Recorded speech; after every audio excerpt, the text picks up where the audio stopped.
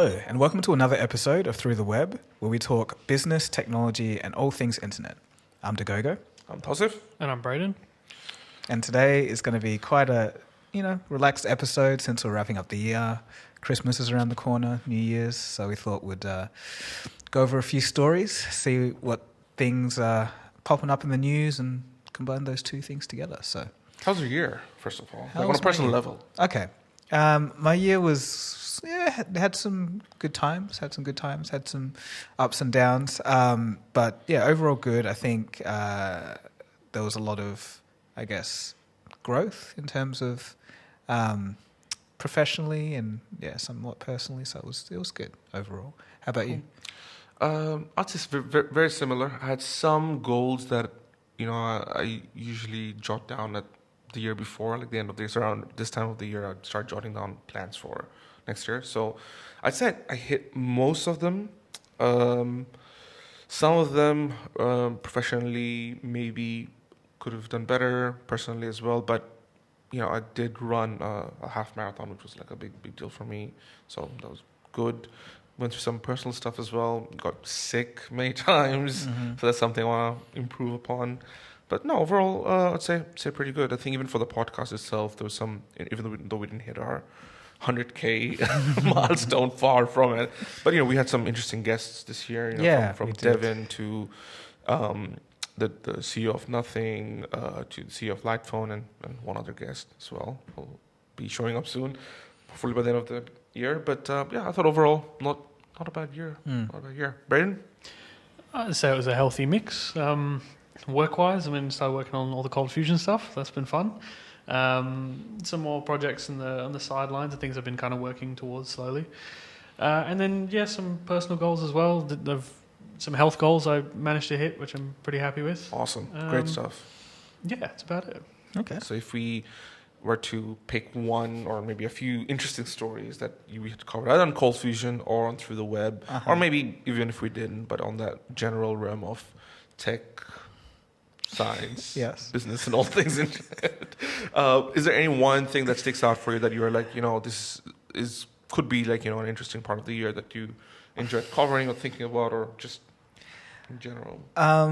So I was thinking of the Twitter threads thing, but I'll leave that to you. But I'm going to have to go, and some of the AI stuff.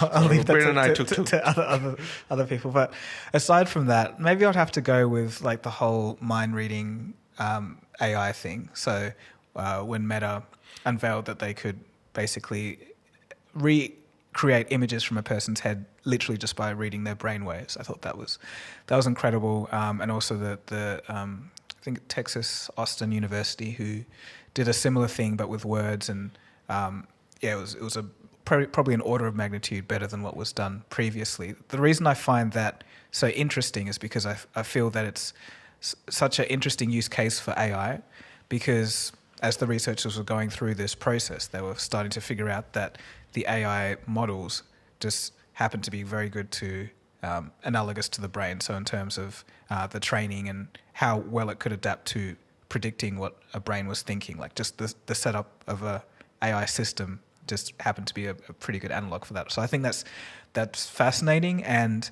this is just the beginning, and what could possibly happen in the future will be interesting to see. So I'd say that'll be my one. Just on that mind reading AI thing from Meta, did you see that Ray-Ban glasses, if you use a certain phrase like Meta, tell me what you see, it takes a picture and then it explains to you via the speakers that's on the glasses. Have you seen that? No, it's actually very good and very close to accurate, like mostly accurate. I'm guessing this is like cloud based, so because I don't think it would have the capacity to do that. Yeah, I have to look into the actual way it does it, but the fact that it can do it is super cool. Yeah, but it's just image recognition. ChatGPT has it's like kind of a standard now, But on the hardware though, like where you're just not doing anything, you're just looking at it and you're like. You could probably download an app now that some developers made using like wearable, I think it's pretty cool. No, without having to touch or do anything, just using by voice. Okay, so from a user experience point, you're saying this is unique. Is that kind of 100%. This is as close to as I guess a personal assistant that we thought would have. But then again, like the output of the Meta's voice isn't as conversational, so it's still very kind of the OG assistant kind of robotic voice that it feeds you. But I just it's like if it is in the cloud, we have the least privacy focused company having access to all of. I don't know. That's just where my mind goes. I just can't. But things like, for example, like if you ask for the weather, right? Like it'll have to. But that's innocuous. This is like your vision. Like there could be sensitive information, or there could be you just never know. So I think it's cool, like as a concept and an idea, like strictly from a technological point of view. But if Meta is going to use this data to serve better ads or train some algorithm on some kind of personal behavior or whatever, like I wouldn't be surprised if they're doing that behind the scenes. And it's I know you're like, I accept everything as long as I get better ads. But it's more so. I think we've gotten to a point, like even after we go to like a congressional hearing with Zuckerberg, it's like does it do that instead of saying, well, congressperson, he'll just say, duh. Of course we take that information. I think we've gotten to that point. And that should be part of their marketing as well. Privacy, none. Meta, privacy, none. That's it. But yeah, just going back to the point, I think that definitely was a pretty cool innovation of I think it was more close to the end of the year. Yes. Yeah. More so, and I guess the implications of it would be pretty awesome. But I think the day-to-day implications would be things like that. So okay, fair enough. All right, what about you? I think, as you already kind of briefly touched upon, the Twitter threads whole ordeal or the lead up to it. I remember we were in Sydney and those was all kind of taking off, and I remember being in that room where you were speaking on a panel, and I was in the audience, and there was just murmurs about something called threads that might just get launched, in the next day, but you have to sign up for it, and obviously Elon's going off, almost more of his interesting comments about where Twitter's heading, and there was like this rate limit situation at that time, and there's a lot of things happening at the same time in that tech world, and that was also around the time when they were discussing about getting into a physical fight with each other, thinking of getting the Octagon in Vegas, and all that kind of stuff just felt quite like a big event on an interesting level. I thought it was just a big behemoths of the tech world is going head to head against one another, almost literally as well at some point. But yeah, I thought that was an interesting part of the year that I look back. Of course, as Braden's going to touch more on the AI side of things, but just the evolution of where we were in early November to almost mid-year of this year, those 6 months of just those updates of AI, like this person's doing that person's doing that. But well, before we get on to that, so just a side on X, Twitter. Yeah. So I did see a thread. I have to fact check this. I didn't look a Twitter thread. I have to fact check this. I'm not sure if it's 100%, but apparently X is now cash flow. They're just breaking even, like slightly positive.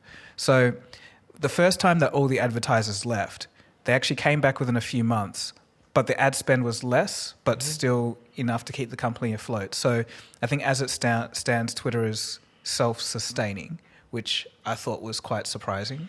So the only thing that I can see is in October of this year, on a Slate.com article, Linda Yaccarino said that they were just about cash flow positive, but without counting the debts that they previously had. Yeah, okay. So I think that's the latest thing that I can see, but that's quite a while ago, months ago. I don't know if there was a different thread around it, but yeah, that's the thing. Yeah, this was a few weeks. Let me just see if I can find a little more information. So yeah, it's saying that they are self-sustaining, but the thing is, I don't have a source for this, so. Yeah, we'll have to look back at that. But if that isn't indeed the case, I think that's going to surprise a lot of people. But anyway, that's just my 2 cents. Yeah, no, for sure. I think, again, considering some of the comments he made only a few weeks ago, yeah, it's always an interesting watch in some ways as an outsider. But yeah, we'll see what 2024 holds, and we will do a prediction episode early next month. We'll also be reacting to the predictions we made in the next episode. But yeah, I'll pass it off to Braden. What was your interesting take? Mine was all the wacky AI moments we had at the start of the year, where like the bomb threat at the Pentagon, everyone thought that was real, and the Pope wearing that jacket, and even like when Bing started getting abusive and hallucinating. Yeah, it's all those weird moments. Yeah. And I want to add to that as well. I think for me, again, as I mentioned, the evolution that happened over those 6 months, and it was from those Lensa filters to the voice AIs, like all of that happened in like this small kind of like this period of time at the start of the year. And then I guess we started hitting that fatigue. But I remember the Google press conferences trying to get out Bird as quickly as possible and getting into this panic mode and kind of scrambling upon whatever's happening. Microsoft saying that you need to get, you can get with us if you want to access ChatGPT. Like all of that stuff was very, very fascinating. Just to follow in real time. And because of this podcast, and thanks to obviously the people listening in who support what we do, we try to get to the news, or at least before it hits the mainstream kind of area, and that's been quite interesting for me as well. Yeah, like I think we were right on the pulse when all of that was happening, and just watching the wave in real time of people realizing what this was, and then other competitors trying to swipe in and do other things, and seeing massive multi-trillion-dollar companies scrambling. I think was something I thought I'd never really see. It was like quite obvious that they were caught with their pants down. But looking at the history, it's funny because the transformer technology was actually a Google invention, which they handed off to. Well, they published the paper, and then OpenAI just took that and ran with it. So, yeah. Can't believe Ocean Gate was this year. Yeah, This feels like ages ago. Yeah. The whole ordeal, and just how big it was online as well. It was like just this one event that everyone for a week or so was just tuned into. Everyone became experts of deep sea diving and how certain mechanisms work within submarines, like all the threads around it, and the quote unquote expert analysis around them. It was quite fascinating, but it doesn't feel like it happened. I think it's just because this year there's so many events have happened that. Yeah, I'm just looking back at some of the stuff we covered, and even like the whole UFO stuff. Yeah. Obviously Sam Altman's thing, which is more recent. You saw Sam Altman as well, which was I saw him live in person. I was this far away from him. You almost you even shook his hand or something, right? Or you pat him on the back. I pat him on the back because he was out of there. Yeah. Obviously the Vision Pro stuff was fascinating to see the reveal. I think this year has been full on. If you just take a step back, but I really enjoyed Oppenheimer as well. So just throw that in the mix. Very good film. Yes. So 2023 filled with a lot of stuff, and I think it's going to be safe to say that 2024 will also be eventful. Hopefully. What if it tries to becomes one of the most driest years ever? Like no tech innovation, no product release. No product release. Everyone's like, you know what? Let's just take 1 year. I'd actually like that. Just 1 year of, and we won't have a lot of content to talk on, but I'd still be okay with. Somehow, I don't think that's going to happen. Can I make a prediction early this year? Yeah, go for it. I'm going to say Apple is going to do something with AI. Sure. I don't know what it is, but there's going to be some kind of application that's Apple native, or maybe a new version of Siri or something, but just something that's got a little AI, because they never mention it in any of their talks. They're the only ones, and they're like the biggest tech company. So that's my little prediction for 2024. The pre-prediction episode. Yes. That makes sense. Before we get to the next topic, I just want to introduce you to today's sponsor. In Cold Fusion and through the web, we often cover topics about internet security and personal data. Have you ever Googled yourself and were shocked to see your personal information being exposed for the whole world to see? Data brokers are making a fortune selling your information to robocallers, spammers, and others who want to learn more about you. Information like where you live. Aura can identify data brokers exposing your info and submit opt-out requests on your behalf. Brokers are legally required to remove your info if you ask them to, but they make it super hard to do so. Let Aura handle that for you. Aura also does so much more to protect you and your family from online threats that you can't see. It's easy to set up, so you don't need to download several different apps to get things like parental controls, antivirus, VPN, password management, identity theft insurance, and more. You get everything at one affordable price. Let Aura do the hard work of keeping you safe online so you can focus on other tasks with peace of mind. So you have two choices. You can either let people continue to exploit and profit off your private information, or you can go to aura.com/throughtheweb to start your 2-week free trial. The link will also be in the description. Stop data brokers from exposing your information. Go to my sponsor, aura.com/throughtheweb to get a 14-day free trial and see if your personal information has been compromised. Currently only available in the US. Okay, so now back to the podcast. Okay, so I guess as we're on the topic of AI, as we always have been over this year, more or less, the demo video of Gemini, which is Google's new AI model, which appeared to be very, very mind-blowing. Joe and I, we both watched it kind of at the same time, and right after seeing it live, we called each other like, "Wow, that demo video looked incredible!" And I don't know if Brendan, did you see the video? No, I didn't. With the Gemini one? No. If you haven't, I mean, not just Brendan, but if you haven't, like, do check it out first. But basically, it's what Gemini is. It's a natively built multimodal model that surpassed OpenAI's GPT-4 in a lot of intelligence benchmarks. There was a 6-minute demo video showing off its incredible capabilities, where it could track a ball in a cup trick, it was locating countries on a map, and even identifying a simple duck drawing, which was very, very cool. And also some conversational stuff as well, like recognizing hand patterns to say if it was a rock, paper, scissors game. All in all, it was like a very, very impressive demonstration that we thought was okay. This could be very, very cool. Turns out, maybe a few days later, there were some chatters on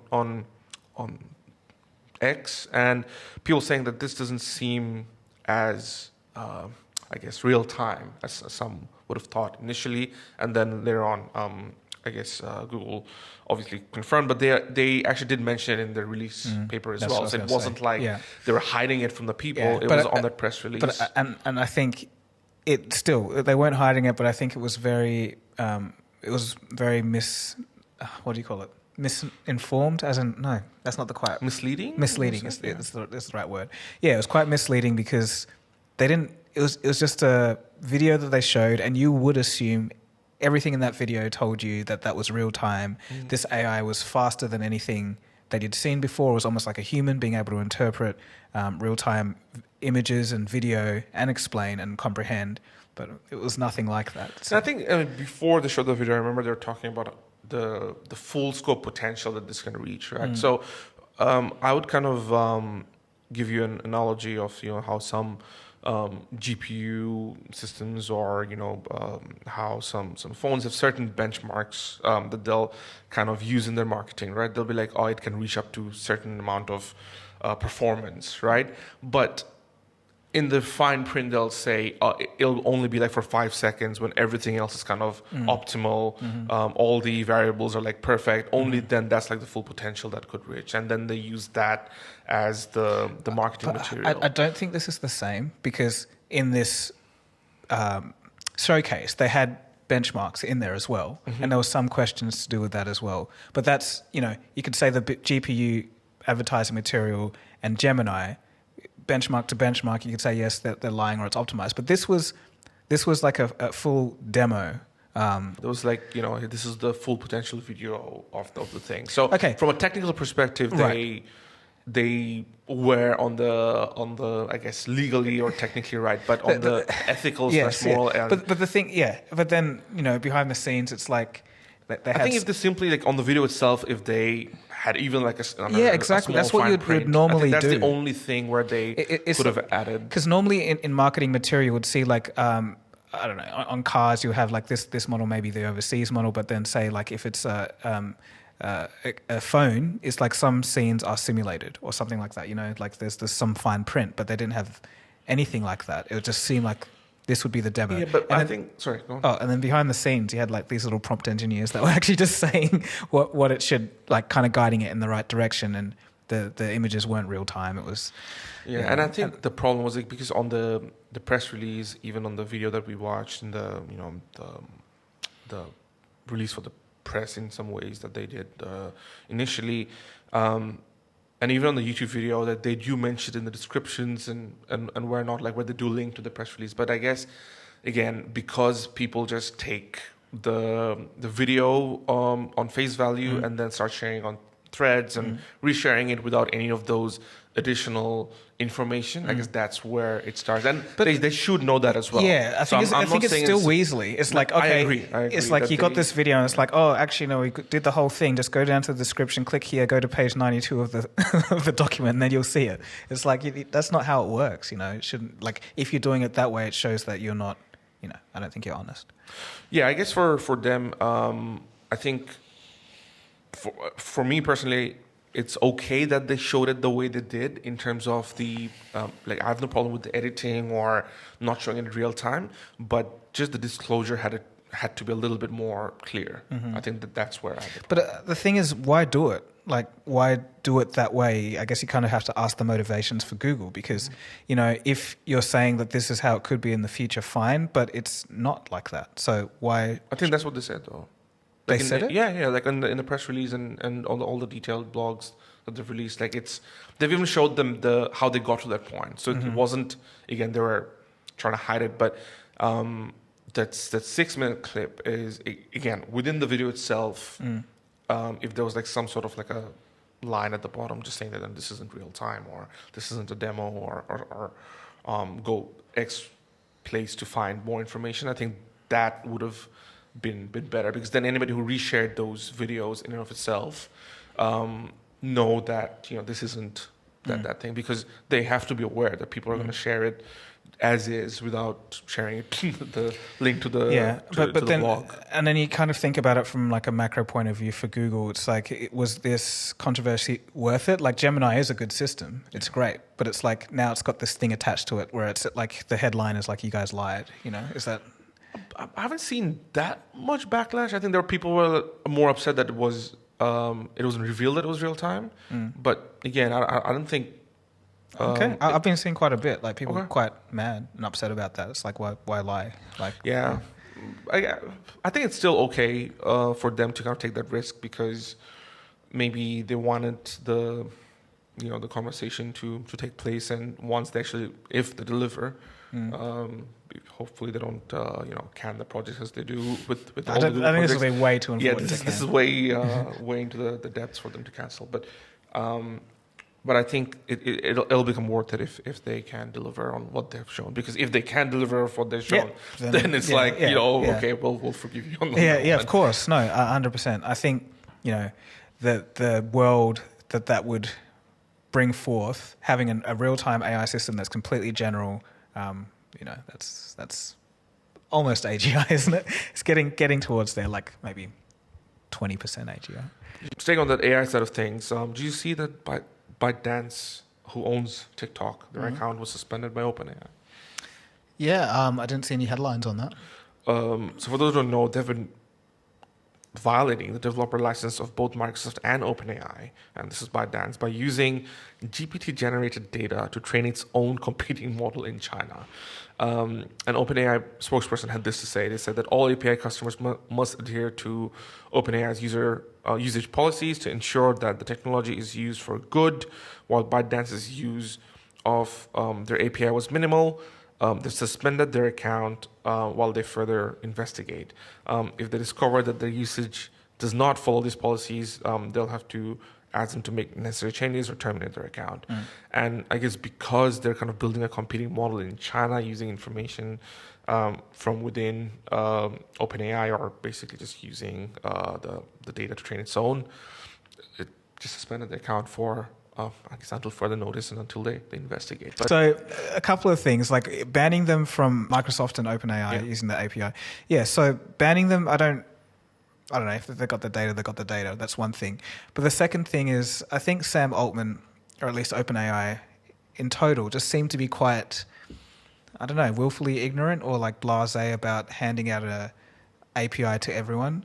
I think there was, like, when that was first announced, there was a bit of, I guess, hesitation from onlookers, as you kind of say, okay, here's this API, everyone, make sure you use it for good. But if you're giving it to everyone, there's going to be some people that are obviously not going to do that. So I think something like this was bound to happen. But yeah, then again, this is like theft, which is another level on top of that. But I think just the statement of like you're going against our guidelines, we want this to be used for good. I think it's like some people just aren't going to do that. You know? Yeah, and they did come out and said that whatever they use or however they were using the information was in accordance to the terms and services of OpenAI. So as in ByteDance came back, just today. So I think there will be some back and forth on that one. But what I'm more interested in is what is it that they're building in China? Would it be like an exact replica of what OpenAI is trying to do, everywhere else, or would it be something more to actually compete against OpenAI on a global scale? So with China and AI, I've heard this fact, but this was a couple of years ago. But why do you think that China doesn't have as good language models? Because of the characters? Apparently there's something that doesn't agree too well with coding. So it just takes a lot more to, for the AI systems. It's less efficient than English. It totally makes sense because, again, all the codes that are written is in using English numerology and in the English language in a lot of ways. And also, but I'm not sure if it's just that, but I think it's like literally the volume of the combinations that you could have and like sentence structures and whatever. Like it just makes it less efficient. Like it's just literally the way the language is structured versus English. Because if you look at, of course, and that's also because, and that was only the first part. I was going to go and say that there's, of course, the actual language itself, because that doesn't even use anything close to English characters. So if you look at perhaps, I don't know, Spanish or Portuguese, maybe it's a little easier to I'm not sure. Yeah, exactly. Perhaps maybe that's something we can ask an expert on. But I would assume that again, this is like kind of on a high level, kind of macro level thinking, that Chinese characters would be a lot more difficult to process than something that already has English embedded in the way text is written for them. So I think Sam Altman was talking about that a little bit, like why ChatGPT was kind of lagging in some other languages like Japanese and whatnot, was because it was actually taking a bit of time to convert everything. So I think English has just kind of like this advantage in a way, because it's an amalgamation of so many different languages, but kind of built for efficiency in some ways, and that helps with if you're going to create a machine that can actually recreate English. But yeah, it's just something you don't really think about, right? Like it's like the actual language that it's built on can affect how well it works, or how easy it is to get it to be to a certain level, So, do you know much about like other AI projects in China through research that kind of sticks out? Well, ByteDance actually started as an AI first company. So even before they built TikTok, they actually had this AI that could literally read and scour the web and kind of reconstruct news articles for you. But I don't know how well it worked. But then that's why TikTok was so big, because with ByteDance's AI background, they could build the ultimate algorithm to addict young people to their app. So that's part of the success. But apart from ByteDance and the Chinese government, I don't know many other AI entities that are working with it. So yeah, I can't answer that one too well. Switching gears, Tesla news. Tesla's had a massive recall. They released a software update to fix more than 2 million vehicles in its home market, following a multi-year investigation into its semi-autonomous driving tech by the country's peak body for road safety. In August 2021, the National Highway Traffic Safety Administration, which acts as the peak road safety regulation authority in the US, launched an investigation into Tesla's autopilot after multiple crashes involving cars which had the system activated.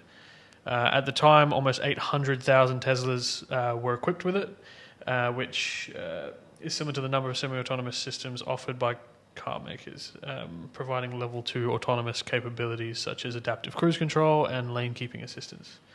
On top of concerns about marketing of the autopilot system, which was criticised for giving drivers the impression that the car can drive itself, Tesla's semi-autonomous technology was investigated surrounding claims that there were not good enough safeguards to prevent it from being misused. I think there has been some controversy around autopilot crashes. I think there's been maybe a handful of really high-profile fatal accidents involving Teslas over the past few years. And I guess the argument is it still safer than a human? And I think that will be a big thing to investigate. And that's probably essentially what autopilot is for. Like, yes, it may not be perfect, but it should still be better than humans in most cases. That's in theory. But then I've seen some videos of people using autopilot and just how it freaks out over construction sites or not clearly marked lanes or just does something weird. And I don't know. I get the impression, like, I don't own a Tesla, but I get the impression that it's not fully ready to, like, just be, let into the hands of people and let them to drive, using it. So that's kind of my 2 cents. Have you seen the latest Netflix thing? What's the movie called? I think it's called Leave the World Behind.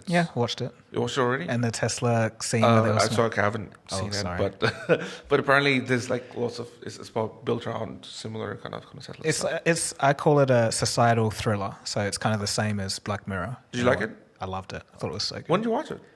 Like last weekend, I'm pretty sure. Yeah. All right, so it's definitely. Have you watched it? Not yet. No. I saw a trailer yesterday, and a part of the trailer was just Tesla just crashing. Yeah, I definitely recommend it for a lot of reasons. I think the storyline was well done. I think you're always left second guessing characters and what's happening in the world, but also some of the cinematography is some of the best I've seen in a while in terms of creativity and just doing things differently. So it's one that I do recommend. I know there's some walks of the internet that were unhappy with certain lines some characters said, but I thought it was all right. But yeah, what are your thoughts on the whole Tesla situation? I think it's a complicated one because I think the best way to build an autopilot system is to get as much data from like real world scenarios, but to do that you have to just give it to people and let them use it. That's not actually necessarily true because with OpenAI, I know that they were doing this was like 2018, they actually came up with a way to test it was a robotic hand in this situation, but instead of like trying to manipulate objects in the real world, they just simulated it and it worked. So they literally could do millions of years of simulation time, and then it came back to when they implemented it into robot hand, it was like perfect and doing things they couldn't even program. So I think Tesla has mentioned that before, that they do a combination of simulated road time and real road time. So I think getting it out into the real world is important, but I don't think it's as important as I don't think it's the only way, essentially. But anyway, sorry, go on, I interrupted. I guess with the different potential situations you could be in would be hard to simulate. I've been in one that was back when our freeway, we had a lot of construction further north, and I remember there were just like cones, those like thin ones, and sometimes it could pick them up, so that it gives you like a little feed and you can see digitally what's coming, and it could pick up on some of them, but some of them it couldn't see. And I remember the car would like twitch and do weird things when it got near them.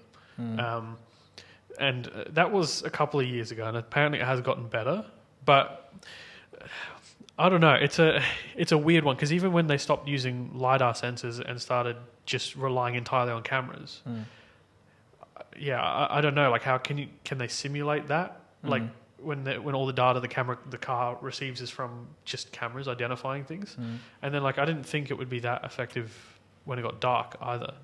Yeah, I think the removal. I think we talked about this like a few days ago, but the removal of the LiDAR was a very strange decision, because it's like, why wouldn't you have a redundancy, one, and two, optical light, you can have reflections, something can look like something else, maybe the light's too direct from the sun. It just seemed odd. Like, did they replace the LiDAR with anything else, or they just... No, I'm pretty sure it's just cameras now. for that part of the system, at least. Right. Which is interesting, because they've been working a lot on redundancies in other parts of the cars. So, like with the new Cybertruck, the steering has like 3 layers of redundancy, and so does the torque vectoring in the motors. So, for the one thing where people are just letting go of the steering wheel and the car drive itself, you would think that no matter how much it would cost to implement those things, you would need to have it. Maybe there's not enough regulation on autopilot like software yet. Like, and I think that is another thing, because in order for regulation to be in place, governments kind of have to know what's going on. This kind of seems like a free for all. Like, I don't know if you've seen some of those Waymo cars in San Francisco. Well, essentially, like, I think it's Waymo or some other self-driving car company. They're doing a lot of testing right now, but they have a lot of them in high concentration in some areas of San Francisco. So there's like videos of them just all stuck and like causing traffic jams because they don't know where to go, and people are just honking and like there's no one in the cars. It's just, I don't know. I feel like self-driving is a lot harder than initially thought. I think Tesla's the closest, but it's still not perfect. I don't know what's going to come out of this recall. Like, is that going to make people more cautious to use it, or should Tesla just come out with this thing where it's like you always like, basically like there's no such thing as self-driving. It's like only just a lane assist and whatever, and it's like it can do more, but they don't advertise it as that. I don't know. I think it'll just keep making mistakes every time it comes to a situation it hasn't been in or it hasn't seen before, and then they'll have to take that data, work with it, and try to re-simulate it, get the car to learn it. But the thing's like, every time those mistakes happen, if someone dies, it's like, I don't know. I just don't see them advancing it any further without it happening. So it's a weird circle. I don't know. I think we disagree there. I think they should work harder on their simulation time. I'm sure. Come on, there should be a way. I don't think it'll be perfect, but I don't think you have to get people to die to. Well, yeah, put the LiDAR back in the car too. Like, let the tech exist. Why not use it? Like, yeah. And next is like, we're only using like night vision cameras or something. Yeah, still, if anyone out there knows why Elon decided to get rid of the LiDAR, tell us. I want to know. But do you think the way that the pace of the adoption is going in terms of self-driving cars? Because we've been hearing about self-driving cars for a long time. I think it's a lot slower than I thought it was going to be. Same. I think a lot of companies are just too cautious. So if it's like Mercedes-Benz or whatever, it says like, semi self-driving or whatever, but it's like just an advanced lane assist. I think that's like the standard. I think what Tesla's doing, with their summoning and all this, I think it's extremely ambitious. In some ways, it's pushing the boundaries maybe a little too far of what's possible. But I think they're at the forefront, and even their progress is slower than what we would have thought. Yeah. So no flying cars yet. Soon. Remember, the Roadster. Remember how Elon Musk said that they're going to put rockets on it for some reason? Like, that could be 2024. Yeah. No flying cars yet, but Tesla bots. Yes. Very cool. Seen much about that? I happened to watch a short video just a little while ago. I think that looks cool from what I've seen. It still walks like it has, something up its behind. But aside from that, I think it's very dexterous. It looks like the movements are very smooth, and obviously picking up in the video, it picked up an egg, and you could like literally see the I guess a diagram of the pressure on how it was like on the fingers, and it was delicate enough to do that. It can also lift objects, and I think it's cool that they've come to this stage so quickly, because the announcement of that man in a morph suit, like when Elon was like, okay, we have a robot, and then he's like, and here it is, and then it's just this guy in a morph suit dancing around. That was like, what, 2 years ago? Yeah, not long ago. Yeah, something like that. And then people were like, this is a joke. Like, there's no way this is going to happen. And then within this short period of time, they're rivaling some of the best robotics manufacturers in this entire planet. And I think that's impressive. Just some notes from from them is the Gen 2, Optimus Gen 2, which is the second generation of the bot. It improves on the balance and movement, walks 30% faster, weighs 10 kg less, and features greater hand mobility than its previous version. And it's a general-purpose bipedal humanoid robot capable of performing tasks that are unsafe, repetitive, or boring. So it's definitely improved on the first iteration already, again, within such a small period of time. So, yeah, you're right. I think it's quite impressive to see how fast they're working on this compared to the self-driving sort of things. Yeah. But I guess the question then becomes, how fast can we have it on a consumer level? I think we discussed this ages ago, is when will we get the Jetsons cartoon style, personal robot, which is also powered by AI and is an assistant. I think that's the ultimate goal. You're probably looking at Grok AI being involved in some ways where you can communicate with these robots and have as a personal. So, like, you can see all the parts, like, even ignoring OpenAI and everyone else, like, just within the Tesla realm of things, you have this computer vision system, which obviously we just admitted isn't perfect, but still, like, from Tesla self-driving AI. We have a Grok AI for communication and maybe image recognition and some other cognitive tasks, and then we have this inside this robot body that's already being produced. So, it's not hard to see within 2-3 years this could be a expensive but consumer-ready, capable robot. And it's like, a few years ago you wouldn't really be thinking that this would be so close. Like, you could see all the parts coming together. Okay, so let's say it's 2 years from now. You've got this consumer version that you can buy, I don't know, at Walmart or Big W. I'm just fast forwarding things, man. Like let's dream up a little. Big W. It's like any couch you get from there will break. I don't know. On aisle 8, you've got this whole Tesla section of this robot that you can buy, and I don't know. They cost like maybe $3,000, right? $3,000. Yeah, I mean, if the Vision Pro is like $4,000, let's say it's $3,000. What's going on here?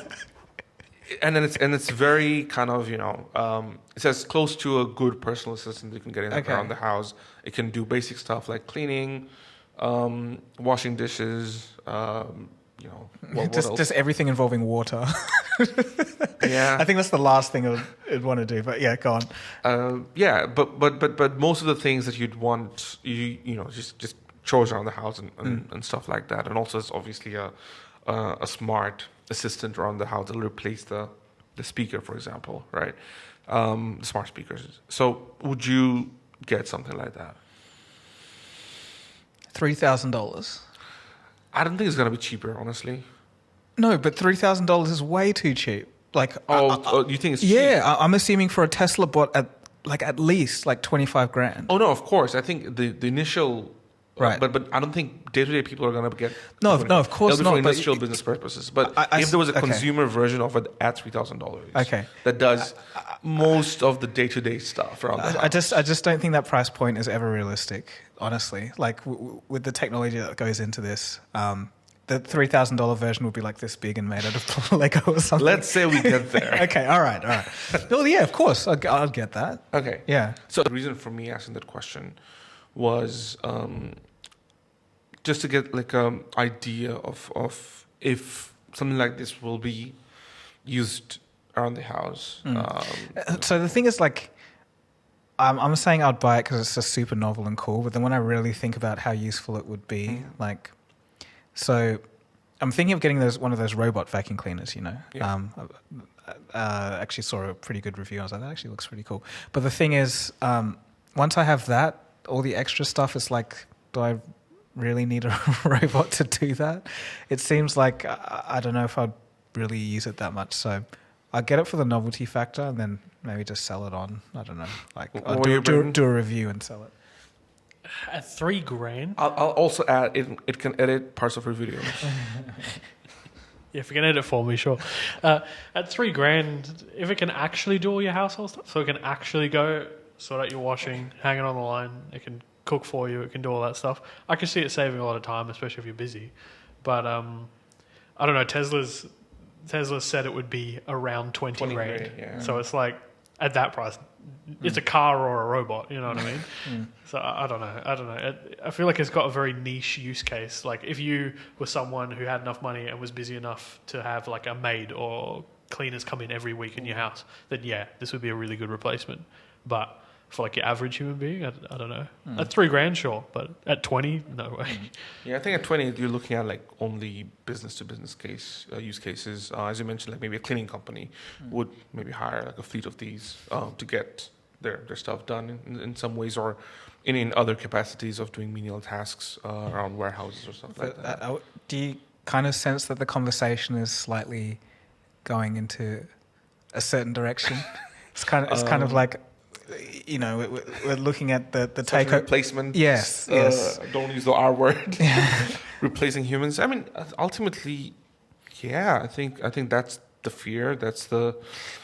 Isn't it funny? Like I think it was Sam Altman in a podcast with Lex, how he was talking about when he thought about the AI revolution while he was working on ChatGPT, or before he was working on ChatGPT, he thought it would be manual labor jobs and, you know, physical tasks that would be taken over by AI, and then the creative jobs will be the absolute last. But then it's just the opposite. Complete the opposite. And then, I think, I don't know, if it's really as good as the average, as dexterous as the average person, I think that it's still very, very far away. Oh no, I think so. But if this future $3,000 version, I think it's game over for a lot. I think it'll be interesting if we do get to that price point where it does have a very conversational, engaging AI to build up personality. Just going back to your last video about loneliness epidemic, I think a lot of people would just get it just to have someone around, or like something around where they can feel like, oh, there's just someone else that I can converse with and get some stuff done, and things like that's wild. That. Yeah, and I think you're 150% right. But then we're going to get some modders which will do some unsavory things. I mean, that stuff already exists, you know. Right. Well, what? I mean, like a Tesla bot level. Like. Not on the Tesla model, but obviously, you know, you've got people doing unsavory things to things that are built for those kind of things, right? And we're not going to get in there because we don't want to get blocked by YouTube.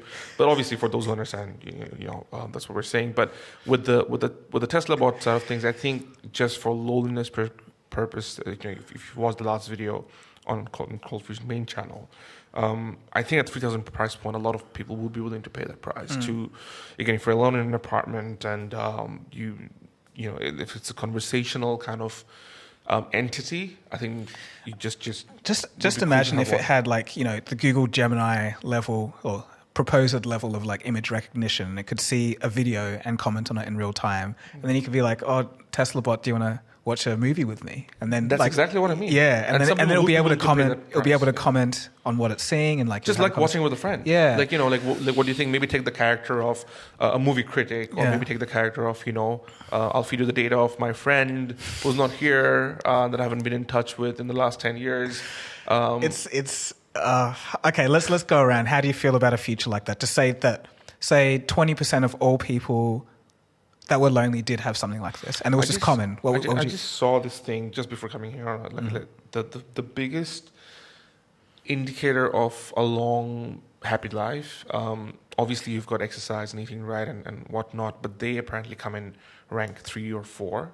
The number one reason is positive social human connections. And it's not just having, you know, a partner or something like that, but also on a community level. Like you're going down to get coffee, and you have, you know, like you say hi to your barista, and, you know, how's the day going? Like all those kind of little things start playing a part into your positive social connections in the wider sense. And apparently that has been the biggest contributor to a long, happy, positive life for most people, according to the study. And if you go by that, then that future is definitely the wrong way to go, because you need community, you need third spaces, you need interactions, and it's good to have that option at times when you don't want to do that, but not to the point where you're reliant on it completely. So I'm gonna be devil's advocate here, and just disclaimer, not saying that I believe this, but what if your brain couldn't tell the difference between a synthetic relationship between this Tesla bot and a real one? Or are you saying it? Well, in your point, are you saying it has to be more widespread, like way more people you have to interact with on those micro transactional things? Yeah, like if it's completely closing you off from having to go out and meeting others, even on a day-to-day stuff. Because if you're just staying indoors with your Vision Pro and your Tesla bot on the side and getting DoorDash or Uber Eats every second, like there's limit, and even that DoorDash is probably going to use drones to deliver soon. You really have no need to go. And again, that's a very hyper futuristic kind of world, but that is the sci-fi world. I know we will have the potential to get to very, very soon. But how do I feel about that? Yeah, I don't think it's. I don't have anything against the individual, but I think for a greater societal benefit, those connections, those communities is so important. I guess the older I get, I feel that connection is super, super critical. Okay. What about you? I think, like initially, won't have that much effect, but I think long term, it'll be kind of like, how the internet has done what it's done, again, with the loneliness epidemic stuff. I think it would probably make it worse. But again, I don't know how the rest of the world will have adapted with work and things like that. Like, will majority of work be work from home where you're isolated anyway, and this kind of thing would help your day-to-day life, just with a bit of social interaction? Or will it pull you away from ever wanting to interact with actual people again? Like, it's hard to see like how far that'll go. It's true, but I guess we have some analogs already on, what's it called? That AI companion replica, And some people were just saying it was so nice to have someone be nice to you all the time. And just hear the things you want to say. Like, it's not real, but it still feels nice, And it's just, if you have a robot that does that as well, I can see some people getting roped into that.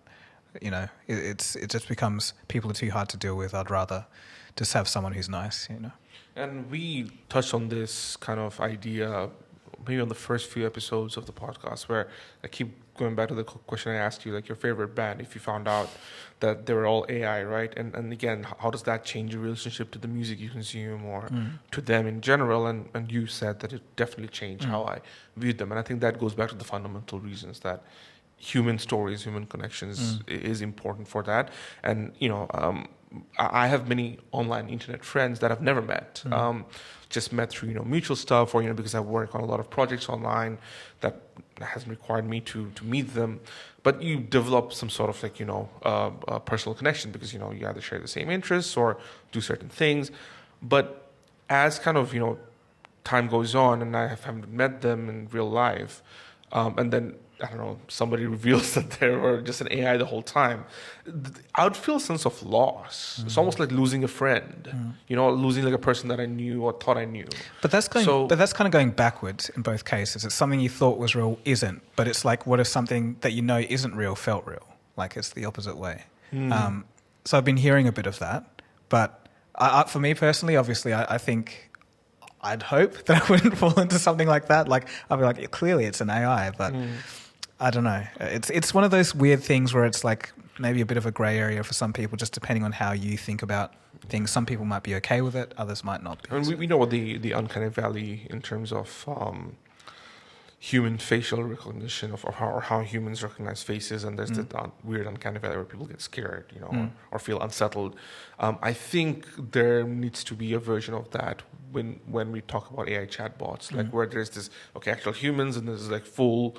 That's fully AI, and then there's this weird uncanny valley in the middle where you're just not sure if it's human or AI. When I'm talking in terms of actually conversing with this device or this chatbot. So I think that part is things we have to avoid. Yes, and maybe that's a study that they'll have to do to see that, how can we make stuff that doesn't fall into that kind of zone? Yeah, I guess you'd just do that by reinforcement training. So that's kind of like you would have people kind of grade the answers that the AI does, and then basically that kind of propels it to be like, okay, humans like this way of thinking more. It kind of recognizes that pattern. So there is a way to do that. But I think we're kind of gone off tangent, off the Tesla bot. But it brings me to one thing that I just saw. It's kind of relevant in that, away from Tesla bots, but on the recognition of AI and whatnot. Have you heard of this new startup called Channel One, who's going to launch in February next year, and it's an all AI cast. It'll be full news, like a fully news-based media company. but all of it will be delivered via AI personalities. All of them will be different with AI voices, but the news will be real. And I think the tagline is... Can you please send this to me? I think this is fascinating. Okay, and their tagline, I think, is Channel 1, not fake news, is there, which is, I think, pretty clever. Yeah, tongue-in-cheek, pretty clever. And they'll have like 20... they already released a demo, I think, on X, and I think they'll stream on X and a few other social media platforms, with the ultimate goal will be will be an app that you can download and get your news from. But here's the thing, like they'll be covering actual events, which will not be scripted, but the visuals. So if there are stories where there is not a literal, depiction of, I guess the cameras were not available to capture those moments, they'll use AI to recreate those scenes and portray them, on that side. And in fact, they had a guinea pig version of it where they were reacting to the Cybertruck launch, where the quote unquote fake presenter, he did like an emoji meter of the news about the Cybertruck on X. So basically he was saying, so as it's launching, I just read around 30,000 tweets on X, and according to my emoji meter so basically they were checking all the emojis. So it could even do real time as well, because then basically what the thing is, it'll be obviously controlled by humans on the back end, but it'll be really using AI to its full potential to deliver news. But then what if this is another Gemini thing where it's like all this prompt engineering of these guys just like telling it what to say on the back end, but we think it's just the AI, There will be editing. I think they'll have to be clear on that, on that again. Not editing, but prompt engineering. So it's just like, read me these tweets and like say this thing. I don't think that's anything, I think that's irrelevant to an extent, because it's not a product that we are going to buy into. It's essentially... I think it just makes it a little less cool. But I have to look into this. I think this sounds it's not going to be like, okay, I just built ChatGPT or like a large language model that automatically gets the news and then just spits it out all by itself. Yeah. I think that's dangerous, because it'll start hallucinating real-world events. It's like the Soviet Union has come back and like all this just random shit. Yeah, like like a boat capsized, but the people turned into mermaids and just went, in different directions, and turned their own colony and then found Atlantis. This is me hallucinating. Sorry, I could do a better job in hallucinating, actually. I think it depends on the approach. Like if it's a comedic thing, this could be really funny. Like especially what comes to mind is I don't know if you remember on TikTok, the president conversations with the voice. It was like Biden talking to Obama and Trump was in the chat. That kind of stuff. Like if it was like a comedic thing and it's just all AI written, that could actually be kind of funny. Yeah. But yeah, I don't know. I guess we'll have to wait and see. I haven't seen the demo, so. Yeah, the demo looks pretty convincing. So obviously we'll link it in the description. But yeah, I thought that was again something that fell on the tangent of our discussion. And as we get closer to the end of the show today, that seems like something to think about on early next year. We might be getting all AI personalities. Yeah, I think if this goes well, I think we'll start to see maybe a bit more of this happening. Like if they're successful and they can actually make money from doing this, then there'll be... Yeah, because I think, in previously... let's take a step back. In the 80s and 90s, when obviously TV news channels and broadcast was booming, right? Because of the network hosts and whatnot, like all these characters that you got attached to these individuals because they're actual humans, their personalities and whatnot. But the way we consume news now, especially Gen Z, it really depends on the I guess the personality. I don't want to say personality, but the backstory of the individual. Obviously, it needs to, the person who's delivering the news has to have some personality or character to them. But we don't really care if they're who they are, kind of thing, as opposed to in the past. Sometimes you look at TV hosts or anchors and you kind of know. They're almost like mini celebrities to an extent, like local news or coverage around those late night TV show hosts and whatnot. So I think that's kind of fading out really, real fast. So this could actually work for the next generation of consumption of news for at least a certain sector. Mainstream, I don't know, but even in the mainstream, like, how do you consume news? It's just all this random different ways, isn't it? Yeah, it is actually quite different to how it used to be. So because we don't have a connection to a certain entity, this could work. Yeah. And then what's next? Are we going to start seeing actors? Are we going to start seeing... I mean, we had the whole strike this year. Which, but that was more for writers. But like, it's actors as well. Oh, there was an actor strike and a writer strike, but I'm talking about the fear was mainly around writers because we don't really have an AI that can kind of channel someone unless it's like completely... So I guess, in real life replication of existing actors, maybe that's definitely not going to be easy to do that. Are you saying like just AI characters being built from scratch? Because I'm like... You can do a deep fake of someone's face and just change the model. But I'm talking about like literally... Because we've got news anchors here, which are probably standing still and just talking. But I'm talking about like... It's the next step to actually have... You can just say, I want Keanu Reeves, and then just have him do whatever you want. Yeah, I don't think it's going to be... Because with movies and TV shows, the story dictates... so much of it, because with this, the action scenes and stuff would be the impressive part. But I don't think people are going to care if the story or the actual content isn't good. So I think that's kind of a mistake. As I was talking, I was like, the only thing that's going to be useful is memes, like basically again. Going back to the same discussion, right? But yeah, I think that's kind of like the end of the show today. We do have 2 more episodes coming out this year. The next one would be just a full-on reaction to our prediction that we did in 2022. And then an interesting interview afterwards. So yeah, a nice little thing to wrap up here. So stay tuned and look forward to those. And we'll see you again soon for the next episode. Thanks for watching. Catch you later. Cheers.